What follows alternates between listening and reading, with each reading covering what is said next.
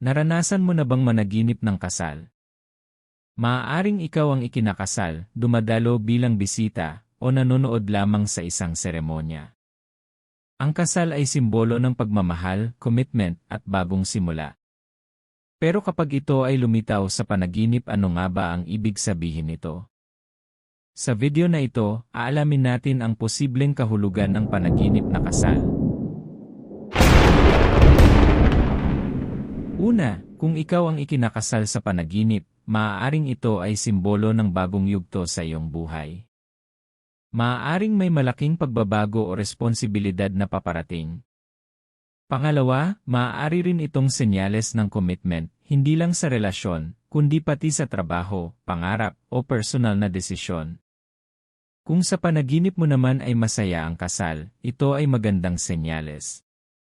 Maaaring ibig sabihin nito ay positibong pagbabago at magandang balita sa iyong buhay. Pero kung may problema o hindi natuloy ang kasal, maaaring ito ay simbolo ng duda o takot sa isang desisyon na kailangan mong gawin. Kung dinaluhan mo ang kasal bilang bisita, maaaring ito ay nagpapahiwatig ng pagiging saksi sa pagbabago sa buhay ng ibang tao o sa iyong paligid.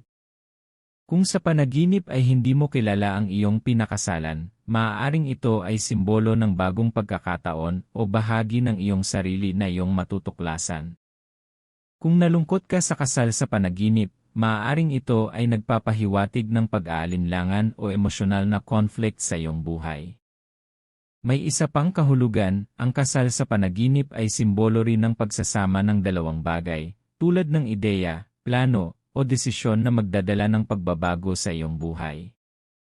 Tandaan, ang mga panaginip ay kadalasang sumasalamin sa ating emosyon, iniisip, at karanasan sa araw-araw na buhay. Ikaw, napanaginipan mo na ba ang kasal?